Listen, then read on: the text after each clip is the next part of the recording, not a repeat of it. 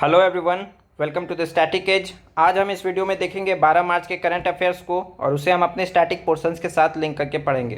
तो चलिए शुरू करते हैं। सबसे पहले ओवरव्यू दे दूं तो एलजी साहब आज हमारे न्यूज़ में हैं। उसके बाद नो ट्रस्ट मोशन, स्पीकर का डिफीट हो गया तो हम स्पीकर को रिवाइज करेंगे। उसके बाद ईडी और सीबीआई जो हमेशा न्यूज़ में रहते हैं वो। उसके बाद इम्पीचमेंट नोटिस अगेंस्ट सीईसी, उससे रिलेटेड देखेंगे। उसके बाद ऑटोनोमस डिस्ट्रिक्ट काउंसिल को समझेंगे और एक प्रेस नोट 3 गवर्नमेंट की है न्यूज़ में, तो उसे हम जानेंगे क्या है। तो सबसे पहले Taranjit Singh Sandhu ji sworn in as 23rd lieutenant governor of Delhi. तो वन डे एग्जाम्स के लिए फेवरेट क्वेश्चन, तो Taranjit Singh Sandhu TSS sworn in as 23rd lieutenant governor of Delhi. तो ये वन डे एग्ज़ाम्स के लिए इम्पोर्टेंट है। हमारे लिए क्या इम्पोर्टेंट है, तो दिल्ली इम्पोर्टेंट है। तो 69th constitutional amendment 1991 article 239AA, इससे क्या मिला, तो दिल्ली को स्पेशल स्टेटस मिला, लेजिस्लेटिव असेंबली और काउंसिल ऑफ मिनिस्टर। इसमें एलजी के पास कुछ डिस्क्रिशनरी पावर हैं, तो पब्लिक ऑर्डर, पुलिस और लैंड में, और अदर एडवाइस के लिए काउंसिल ऑफ मिनिस्टर के एड एंड एडवाइस पर चलती है। अपॉइंटमेंट कौन करते हैं, तो प्रेसिडेंट करते हैं। टेनवर कितना है, तो कोई फिक्स टेनवर नहीं है। और दूसरे एलजीज के बारे में भी देख लेते हैं कहाँ कहाँ है, तो दिल्ली के अलावा पुडुचेरी, जम्मू कश्मीर, लद्दाख और अंडमान एंड निकोबार आइलैंड्स में है। अब आगे देखते हैं। तो no trust motion against speaker defeated, तो इसी पर अमित शाह जी ने बहस में राहुल गांधी को काफ़ी क्रिटिसाइज़ किया कि ये इनका अटेंडेंस काफ़ी नेशनल एवरेज से कम है। तो ये सब तो हमारे लिए उतना इम्पोर्टेंट नहीं है, हमारे लिए वही स्पीकर इम्पोर्टेंट है। तो स्पीकर को हम रिवाइज करेंगे। तो appointment Lok Sabha members among themselves article 93, एक डेप्टी स्पीकर भी होते हैं, तो डेप्टी स्पीकर को भी चुना जाता है, लेकिन अभी लोकसभा में ये चुना नहीं गए हैं। उसके बाद रोल, तो ये सब रोल हैं।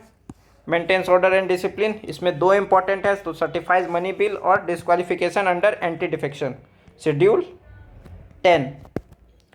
अब आगे देखते हैं रिमूवल कैसे होगा। तो नोटिस मिलेगा जनरल सेक्रेटरी ऑफ लोकसभा को, अगर मोशन एडमिटेड हो गए तो डिस्कशन का डेट रखे जाएंगे। उसके बाद स्पीकर हट जाएंगे, डिप्टी स्पीकर प्रिसाइड करेंगे, डिबेट एंड डिस्कशन होंगे। उसके बाद वोटिंग होंगे, कौन सी मेजोरिटी, तो इफेक्टिव मेजोरिटी सबसे इंपॉर्टेंट इसमें यही है। और उसके बाद अगर पास हो गया तो स्पीकर का रिमूव हो जाएंगे। अब फैक्ट्स में एक इम्पॉर्टेंट फैक्ट्स कि लोकसभा डिसॉल्व होने के बाद स्पीकर रिज़ाइन नहीं करते हैं। स्पीकर कब करते हैं, नए लोकसभा बनने के एक दिन पहले। अब आगे बढ़ते हैं। तो ईडी और सीबीआई न्यूज़ में हैं, तो ये सब रेड वेड मारा, ये सब कोई इम्पोर्टेंट नहीं है हमारे लिए। ईडी और सीबीआई के स्टैटिक फैक्ट्स जो हैं इम्पोर्टेंट है। तो enforcement directorate established in 1956 on recommendation of Wanchu committee. Wanchu committee under ministry of finance, department of revenue, executive agency है। उसके बाद कौन कौन से लॉ को इन्फोर्स करती है, तो पीएमएलए, फेमा और एफईओ। उसी तरह सीबीआई है, तो 1963 on recommendation of Santhanam committee. Santhanam से याद आया शिवरमन कमेटी, शिवरमन से क्या बना था 1982 में, नाबार्ड। और संथानम से ही रिलेटेड नहीं, संथानम से ही मिलता जुलता स्वरण सिंह कमेटी, उससे क्या मिला था, फंडामेंटल ड्यूटीज़। फंडामेंटल ड्यूटीज़ कौन से अमेंडमेंट से ऐड हुई थी, तो 42nd अमेंडमेंट एक्ट। अब आगे बढ़ते हैं। तो गवर्नमेंट रिजोल्यूशन ऑफ MHA कौन से डिपार्टमेंट है, ये सब भी उतना इंपॉर्टेंट नहीं है। इंपॉर्टेंट क्या है, तो अपॉइंटमेंट कौन करते हैं, तो as per Lokpal and Lokayukta act, selection committee, PM, leader of opposition and CJI। Tenure कितना है, तो 2 ईयर्स है। अब आगे इम्पीचमेंट नोटिस अगेंस्ट CEC, तो ये सब न्यूज़ हम लोग कम से कम 5-6 बार तो कर ही चुके होंगे, सारा प्रोसेस को समझ चुके हैं, लेकिन फिर भी डेली आ रहा है तो हमें डेली रिवाइज करना है। तो election commission of India article 324 में मेंशन्ड है। इलेक्शंस जो हैं कौन से पार्ट में हैं, तो पार्ट 15 में 324 से 329। Composition chief election commissioner and other election commissioner. Appoint कौन करते हैं, प्रेसिडेंट करते हैं, सिलेक्शन कमेटी रिकमेंडेशन पर PM, CM and 1 cabinet member appointed by prime minister. 6 years and 65 years के tenure whichever is earlier. Removal कैसे होगा? तो लाइक ए सुप्रीम कोर्ट जज, लोकसभा से 100 मेंबर्स या फिर राज्यसभा से 50 मेंबर्स रिजोल्यूशन देंगे। ये रिजोल्यूशन स्पीकर के पास पहुंचेगा, तो स्पीकर डिसाइड करेंगे कि एडमिट करना है या नहीं। अगर एडमिट करना चाहते हैं तो 3 मेंबर की कमेटी बनेगी, chief justice of India, chief justice of high court और डिस्टिंग्विश्ड जूरिस्ट। अगर ये फ्रेम चार्ज कर देते हैं कौन कौन से ग्राउंड्स पर, तो प्रूव्ड मिसबिहेवियर और इनकैपेसिटी, ये दोनों ग्राउंड्स पे अगर चार्जेस फ्रेम हो जाते हैं तो वोटिंग के लिए रखा जाएगा। वोटिंग में क्या चाहिए? तो more than 50% of the total strength of the house and more than 2/3 of present and voting. तो इस मेजोरिटी से लोकसभा या राज्यसभा में पास किया जाएगा, उसके बाद दूसरे हाउस में भेजा जाएगा, उसमें भी यही मेजोरिटी से वापस से पास किया जाएगा। उसके बाद प्रेसिडेंट साइन कर देंगे उसको और उनका रिमूवल ऑर्डर आ जाएगा। तो वही लिखा है। तो चीफ इलेक्शन कमिश्नर के लिए सुप्रीम कोर्ट जज, ये कौन से एक्ट से होता है? तो जजेस इंक्वायरी एक्ट 1968 में। और अदर इलेक्शन कमिश्नर का तो रिकमेंडेशन अगर दे देते हैं चीफ इलेक्शन कमिश्नर तो प्रेसिडेंट उसको हटा देंगे। फंक्शन क्या है? तो election of president, vice president, ये सब। और एक बात और, स्टेट इलेक्शन कमीशन इन दोनों का इलेक्शन कराती है। इनको कौन अपॉइंट करते हैं? तो गवर्नर अपॉइंट करते हैं। पावर ये सब तो फालतू के 5 मार्क्स वाले क्वेश्चन के लिए हैं। सबसे ज़रूरी ये हैं कि advices president on disqualification of members of parliament, और गवर्नर को भी एडवाइस करते हैं on disqualification of members of legislative assembly. तो हमने CEC को भी रिवाइज़ कर लिया। अब गारो हिल्स पोस्टपोन हो गई, तो कई जगह होते हैं। इसमें ये क्या इंपॉर्टेंट है? तो इसलिए इम्पोर्टेंट है क्योंकि ये ऑटोनॉमस डिस्ट्रिक्ट काउंसिल का पार्ट है। तो ऑटोनॉमस डिस्ट्रिक्ट काउंसिल शेड्यूल 6 में मेंशन है, तो हमें वो पढ़ना है। तो सबसे पहले मेघालय से related static facts. About of clouds formation 1972। Neighbours कौन है? आसाम और बांग्लादेश। हिल्स गारो खासी Jaintia, Meghalaya plateau. Highest peak, ये इंपॉर्टेंट है, तो Shillong peak. Famous places Mawsynram and Cherrapunji. Wettest place on earth कहा जाता है, ये सब खासी हिल्स में है।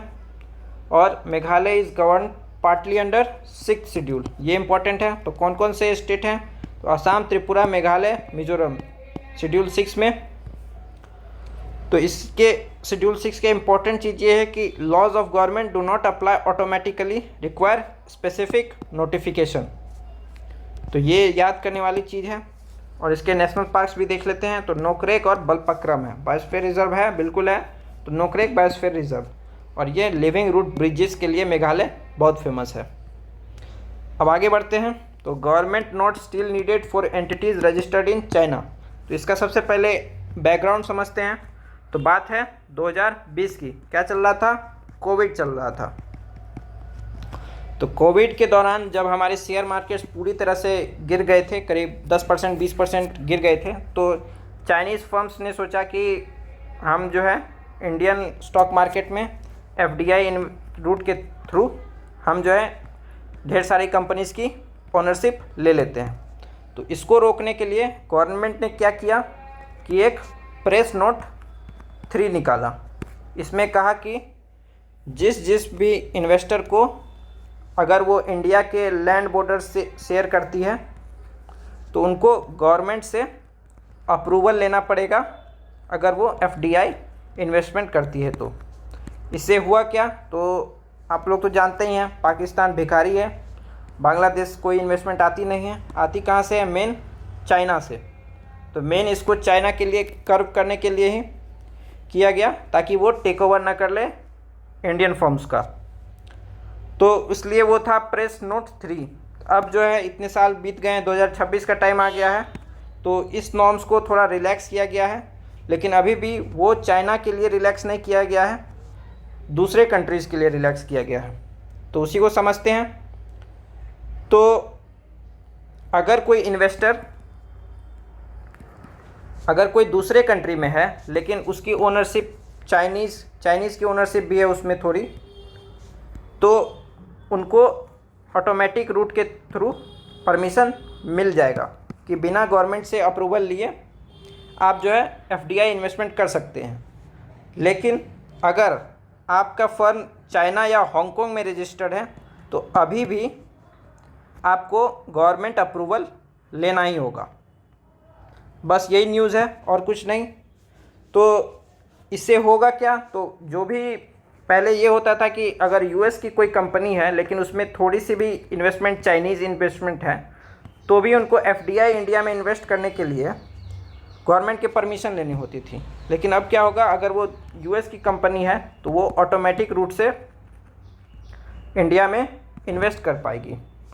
लेकिन वही अगर चाइना और हांगकांग की कोई कंपनी है, अगर वहाँ रजिस्टर्ड है कंपनी, तो उनको अभी गवर्नमेंट अप्रूवल लेना ही होगा।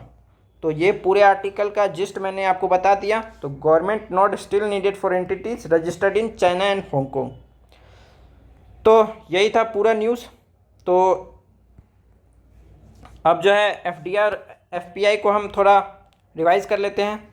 तो एफडीआई में कंपनी ओनरशिप लेती है तो लेती है, एफपीआई में क्या होता है तो ओनरशिप नहीं लेती है। वो बस इंडिया के स्टॉक मार्केट में आती है, यहाँ से फ़ायदा कमाती है और पैसे लेकर वापस निकल जाती है। उसके बाद मैनेजमेंट में पार्टिसिपेट करती है एफडीआई, तो हाँ बिल्कुल करती है, लेकिन इसमें मैनेजमेंट में नहीं करती है। जैसा कि मैंने बताया, शेयर मार्केट में सिर्फ इन्वेस्ट करके निकल जाती है। ये लॉन्ग टर्म के लिए आती है, एफपीआई शॉर्ट टर्म के लिए आते हैं। एफडीआई स्टेबल है, मैनेजमेंट में पार्टिसिपेट कर रहे हैं, और ये वोलाटाइल है कि प्रॉफिट हुआ तो प्रॉफिट बुक करके वापस से निकल लिए। इनका एग्ज़िट डिफ़िकल्ट है और इनका एग्ज़िट इजी है। ये अपने साथ जॉब्स क्रिएट करते हैं, टेक्नोलॉजी ट्रांसफ़र करते हैं, लेकिन ये अपने साथ क्या करते हैं, मार्केट में बस लिक्विडिटी लाती हैं। उसके बाद एफडीआई में इन्वेस्ट करने के लिए 10% से ज़्यादा शेयर को एक्वायर करना पड़ता है और एफबीआई में लेस देन 10%। तो यही है एफडीआई और एफपीआई में। एक और आप कंफ्यूज हो रहे होंगे, तो ऑटोमेटिक रूट और गवर्नमेंट रूट। ऑटोमेटिक रूट में क्या है कि गवर्नमेंट की कोई परमिशन नहीं लगेगी, बस आरबीआई को नोटिफाई करना होगा और आप इन्वेस्ट कर पाएंगे। और गवर्नमेंट अप्रूवल में तो मिनिस्ट्री अप्रूवल लगेगा और गवर्नमेंट से परमिशन लगेगा, तभी आप इन्वेस्ट कर पाएंगे। तो एफडीआई एफपीआई में इतना ही था। अब आगे देखते हैं। तो आगे तो कोई न्यूज़ नहीं है। तो अगर आपको ये वीडियो अच्छा लगे तो चैनल को लाइक कर लीजिए। आपके जो भी दोस्त हैं जो सिविल सर्विसेज का प्रिपरेशन कर रहे हैं तो उनके साथ ये वीडियो शेयर कर दीजिए और चैनल को कर लीजिए सब्सक्राइब। तो आज के लिए वीडियो में इतना ही। अब हम मिलेंगे कल, तब तक के लिए शुक्रिया।